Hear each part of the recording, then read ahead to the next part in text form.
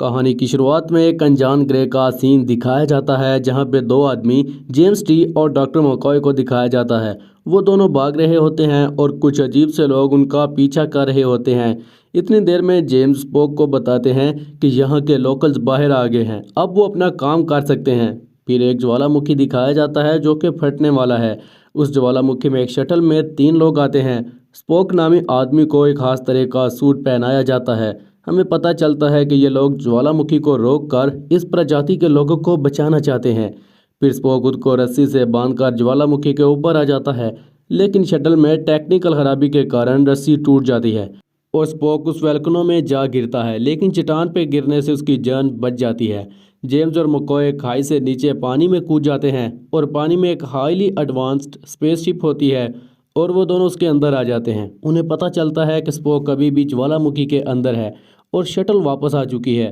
अब ज्वालामुखी और भी जोर पकड़ चुका है और स्पोक बताते हैं कि उन्होंने डेटोनेशन एक्टिवेट कर दिया है, जो कि काम डाउन पूरा होने पर उस वोल्केनो को डीएक्टिवेट कर देगा। लेकिन असल प्रॉब्लम तो ये होती है कि स्पोक को वापस शिप पर कैसे लाया जाए।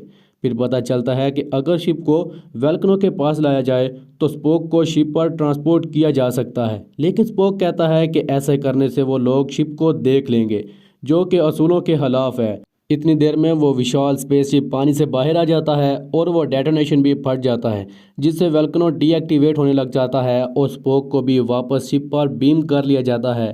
अगले सीन में एक आदमी और उसकी वाइफ को दिखाया जाता है। वो दोनों बहुत ज़्यादा उदास हैं। दरअसल उनकी बेटी, जो कि अपनी ज़िंदगी की जंग लड़ रही होती है, उसकी हालत दिन ब दिन ख़राब होती जा रही है। तभी उसे एक आदमी आकर कहता है कि मैं उसकी बेटी को बचा सकता हूँ। फिर कैप्टन जेम्स और स्पोक को पता चलता है कि स्टारफ्लीट के एडमिरल उनसे मिलना चाहते हैं। जैसे ही वो उनके सामने आते हैं तो उन्हें पता चल जाता है कि जेम्स ने अपना शिप उन लोगों को देखने दिया, जो कि एक कानूनी जुर्म है, और यह बात स्पोक ने एडमिरल को बताई थी, जिससे जेम्स को बहुत ज़्यादा गुस्सा आता है और एडमिरल कैप्टन से उनकी शिप वापस ले लेते हैं क्योंकि उन्होंने असूलों का उल्लंघन किया है। इसके बाद वो आदमी अपनी बेटी की ड्रिप में एक इंजेक्शन लगाता है और कुछ ही सेकंड्स में उसकी बेटी ठीक होने लग जाती है। फिर वो अपने ऑफिस की तरफ बढ़ता है और जैसे ही वो अपने ऑफिस में आता है तो एक मैसेज एडमिरल मार्कस को सेंड करता है। फिर वो तुरंत वहाँ पे ब्लास्ट कर देता है। इसके बाद कैप्टन जेम्स और स्पोक एक मीटिंग में आते हैं जहाँ पे एडमिरल मार्कस बताते हैं कि स्टारफ्लीट के ऑफिस में ब्लास्ट हुआ है और ये काम जॉन हैरिसन नामी बंदे ने करवाया है। दरअसल जॉन भी कभी स्टारफ्लीट का हिस्सा हुआ करता था। एडमिरल कहते हैं कि जितनी जल्दी हो सके उसे तलाश करके मार दिया जाए। इतनी देर में वहाँ पे एक अनजान शिप आकर हमला कर देता है, जिससे बहुत से लोग घायल हो जाते हैं और जेम्स उस शिप को शूट करता है और शिप नीचे गिरने लग जाता है। तभी जॉन नज़र आता है, जो कि खुद को किसी दूसरी जगह पर ट्रांसपोर्ट कर देता है और इसी हमले में एडमिरल पाइक मारे जाते हैं, जिससे जेम्स को बहुत ज़्यादा दुख होता है। अगली सुबह जेम्स को पता चलता है कि जॉन दूसरे ग्रह क्रोनोस पर चला गया है। एडमिरल मार्कस जेम्स को उनका शिप वापस कर देते हैं और वो कहते हैं कि जाते ही जॉन पर टॉर्पीडोज फायर कर देना और उसे मार देना। अब जेम्स अपनी टीम के साथ शटल में बैठ जाते हैं और वहाँ पे एक वेलेस नामी लड़की भी आ जाती है, जो कहती है कि उसे एडमिरल मार्कस ने भेजा है। कुछ ही समय बाद कैप्टन शिप पे आ जाते हैं, लेकिन स्कॉटी नामी बंदा टॉर्पीडोज को शिप में लाने की इजाज़त नहीं देता क्योंकि वह बहुत ज़्यादा खतरनाक वेपन है। स्कॉटी इसके लिए नहीं मानता, जिसके कारण कैप्टन उसे जॉब से निकाल देते हैं। स्कॉटी जाते वक्त भी कहता है कि प्लीज़ उन टॉर्पीडोज को यूज़ मत करना। अगले सीन में कैप्टन अपने क्रू के साथ क्रोनोस के लिए निकल जाते हैं। स्पोक और वायरस बात कर रहे होते हैं और अचानक शिप में खराबी के कारण शिप को जोर का झटका लगता है। एकदम से शिप रुक जाता है। कैप्टन लेफ्टिनेंट अहोरा और स्पोक को अपने साथ चलने का कहते हैं और कुछ समय के लिए मिस्टर सुलू को शिप का कैप्टन बना देते हैं। जेम्स शटल में बैठकर आगे बढ़ते हैं। शिप में जॉन का सिग्नल मिलता है और मिस्टर सुलू से वार्निंग देते हुए कहते हैं कि वो सरेंडर कर दे, वरना उस पर टॉर्पीडोज फायर किए जाएंगे। अचानक शटल पर हमला होता है और एक अनजान शिप उनका पीछा करने लग जाता है। फिर उनको चारों तरफ से घेर लिया जाता है। लेफ्टिनेंट को उनकी भाषा आती है। वो क्लिंगॉन के लोगों से बात करती है। लेफ्टिनेंट बताती है कि वो एक अपराधी को पकड़ने आए हैं जो इस ग्रह पर छुपा हुआ है। अचानक कोई अनजान आदमी उन पर हमला कर देता है। जेम्स और स्पोक भी उन लोगों पर हमला करते हैं और वो अनजान आदमी क्लिंगोन आर्मी को बुरी तरह से मारता है और वो जल्द ही ख़त्म हो जाते हैं। फिर पता चलता है कि वो अनजान आदमी जॉन हैरिसन है। वो पूछता है कि उनके पास कितने टॉर्पीडोज़ हैं। स्पोक बताता है कि उनके पास 72 टॉर्पीडोज हैं और जॉन कहता है कि मैं सरेंडर करता हूँ। फिर वो लोग जॉन को शिप पर ले आते हैं। डॉक्टर मकॉय उसका ब्लड सैंपल लेते हैं। इसी दौरान जॉन बताता है कि हम मूव क्यों नहीं कर रहे, क्या शिप में कोई खराबी आ गई है। हैरानी की बात तो ये होती है कि उसे इस बात का कैसे पता चला, लेकिन कैप्टन उसकी बात को इग्नोर करते हुए जाने लगते हैं। लेकिन वो कहता है कि अगर मेरी बात नहीं सुनी तो इस शिप पर सब लोग मारे जाएंगे। कैप्टन अकेले उनसे बात करते हैं और वह कैप्टन को कुछ कोऑर्डिनेट्स बताता है और कहता है कि टॉर्पीडोज को भी खोल कर देखो, तुम्हें पता चल जाएगा कि मैंने हमला क्यों किया। फिर जेम्स वो कोऑर्डिनेट्स स्कॉटी को बताते हैं और कहते हैं कि इनके बारे में जानकारी हासिल करो। कैप्टन कहते हैं कि हमें टॉर्पीडोज को खोलकर देखना होगा, लेकिन उनको कैसे खोला जाए। तभी स्पोक बताते हैं कि एडमिरल की बेटी कैरल टॉर्पीडोज को खोल सकती है। दरअसल वेलस ही कैरल है, जो कि अपनी गलत पहचान बताकर शिप पर आई थी। कैप्टन कैरल से बात करते हैं और वो कहती है कि हाँ, मैं टॉर्पीडोज को खोल सकती हूँ। अगले सीन में कैरल और मकॉय एक टॉर्पीडो को लेकर एक ग्रह पर आ जाते हैं और वो उसे खोलने की कोशिश करते हैं। अचानक टॉर्पीडो एक्टिवेट हो जाता है, लेकिन कैरल उसका सिस्टम उतार देती हैं, जिससे वो टॉर्पीडो खुल जाता है और उन्हें पता चलता है कि उसमें एक आदमी है। फिर स्कॉटी को दिखाया जाता है, जो कि उन कोऑर्डिनेट्स का पीछा करता हुआ एक जगह पर पहुंच जाता है और बाकी शटल्स के साथ वो भी अंदर चला जाता है।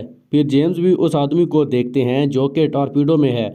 उन्हें पता चलता है कि वो कई सालों से इसमें है और अभी तक जिंदा है। जेम्स जल्दी से जॉन के पास जाते हैं और जॉन बताता है कि उन तमाम टॉर्पीडोज में औरतें और आदमी हैं। जॉन बताता है कि उसका नाम खान है। दरअसल उसका क्रू 100 साल से उन टॉर्पीडोज में है और एडमिरल मार्कस ने उन सबको मारने की कोशिश की।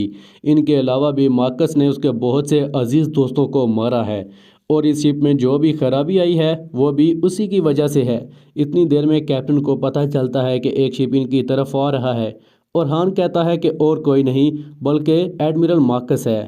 कैप्टन जल्दी से अपनी जगह पर आते हैं और उनके पास एक बहुत बड़ा शिप आता है। वो इनसे संपर्क करते हैं तो एडमिरल ही उस शिप में होते हैं। वो कैप्टन को कहते हैं कि उसे जॉन को मारने का कहा गया था, ना कि जिंदा पकड़ने का। मार्कस कहता है कि हान को मेरे हवाले कर दो और उसका क्रू जो कि क्रिमिनल है, इसीलिए उनको मार दिया जाएगा। कैप्टन मार्कस से कहते हैं कि वो हान को उसके शिप पर ट्रांसपोर्ट करने वाले हैं, लेकिन जेम्स को पता चलता है कि उनका शिप अब ठीक हो चुका है और वो तुरंत यहाँ से भागने की कोशिश करते हैं। हान बताता है कि तुम लोगों को लगता है कि वो शिप इनको नहीं पकड़ सकता, तो ये लोग गलत हैं। इतनी देर में उन्हें पता चलता है कि वो शिप इनके बिल्कुल पास आ चुका है। ये जानकर कैप्टन को विश्वास नहीं होता। जैसे ही वो शिप पास आता है वो तुरंत इन पर हमला कर देते हैं। इनका शिप रुक जाता है। इसी दौरान कैरल मार्कस से बात करती हैं, जिससे हमला रोक दिया जाता है।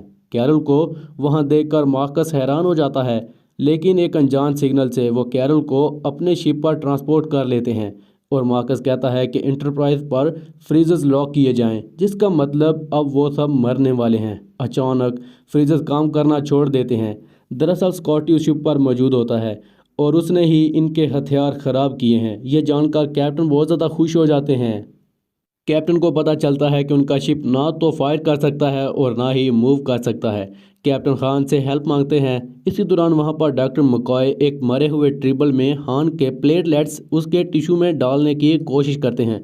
मकॉय कहता है कि खान के सेल्स बहुत ज़्यादा तेज़ी से रीजनरेट होते हैं। फिर जेम्स और खान उस शिप पर जाने के लिए तैयार होते हैं। ट्रांसफ़र सिस्टम काम नहीं कर रहा होता तो उन दोनों को एक खास किस्म का सूट पहनाया जाता है और वो दोनों उस शिप से निकल जाते हैं। स्पेस में बहुत ज़्यादा मलबा होने के कारण उन्हें काफ़ी ज़्यादा दिक्कत का सामना करना पड़ता है और कैप्टन का हेलमेट भी टूटने लग जाता है। काफ़ी दिक्कतों का सामना करने के बाद वो दोनों शिप के पास पहुंच जाते हैं और स्कॉटी दरवाज़ा खोलता है, जिससे वो दोनों मार्कस के शिप में पहुंच जाते हैं। वो तीनों मिलकर तुरंत वहां पे हमला करते हैं। इसी दौरान जेम्स स्कॉटी को कहते हैं कि जब हम ब्रिज पर पहुंच जाएं तो वो हान पर हमला कर दे। इतनी देर में वो तीनों ब्रिज पर पहुंचकर क्रू पर हमला करते हैं। मार्कस के अलावा बाकी तमाम लोगों को मार दिया जाता है और स्कॉटी भी हान पर हमला करके उसे गिरा देता है। कैप्टन मार्कस से बात कर रहा होता है, लेकिन हान इन दोनों पर हमला करता है। वो कैरल की भी टांग तोड़ देता है और मार्कस को पकड़कर उसे बुरी तरह से मार देता है। खान तुरंत स्पोक से संपर्क करता है और कहता है कि मेरे क्रू के बदले कैप्टन को वापस ले लो और स्पोक इसके लिए मान जाता है। खान उन तमाम टॉर्पीडोज़ को अपने शिप पर ट्रांसपोर्ट कर लेता है और कैप्टन को वापस एंटरप्राइज पर भेज देता है। फिर वो इनके शिप को तबाह करने लग जाता है, लेकिन एकदम से टॉर्पीडोज़ फटने लग जाती हैं क्योंकि स्पोक ने उन पर बॉम्ब लगाए थे और खान की शिप बुरी तरह से तबाह हो जाता है। जेम्स को पता चलता है कि मकॉय और स्पोक ने मिलकर टॉर्पीडोज़ में से हान का पूरा क्रू निकाल लिया था। इतनी देर में शिप के सिस्टम तबाह होने के कारण शिप धरती की तरफ बढ़ता है। कैप्टन सिस्टम को ठीक करने की कोशिश करते हैं। जैसे ही सिस्टम ठीक होता है तो कैप्टन को जोर का झटका लगता है और शिप फिर से उड़ने लग जाता है। स्कॉटी स्पोक को वहां पे बुला लेते हैं। उन्हें पता चलता है कि जेम्स जिस जगह पर है वहां पर रेडिएशंस बहुत ज़्यादा हैं। अगर दरवाज़ा खोला गया तो रेडिएशंस पूरे शिप में फैल जाएंगी। कैप्टन कहते हैं कि वो स्पोक के काम से बहुत ज़्यादा खुश हैं। इतनी देर में कैप्टन बेहोश हो जाते हैं और हान का शिप एंटरप्राइज के बेहद करीब से गुजरता है। हान अभी भी जिंदा है और उसका शिप धरती पर गिर जाता है। स्पोक भी वहां पे पहुंच चुका है और वो तुरंत हान का पीछा करने लग जाता है। दूसरी तरफ शिप पर दिखाया जाता है कि कैप्टन की मौत हो चुकी है और मकॉय को पता चलता है कि वो ट्रिबल जिस पर वो प्रयोग कर रहा था वो जिंदा हो गया है। हान और स्पोक एक शिप पर फाइट कर रहे होते हैं और हान जो कि बहुत ज़्यादा शक्तिशाली है वो इतनी जल्दी हार नहीं मानने वाला। मकॉय कहता है कि हमें हान चाहिए और ज़िंदा।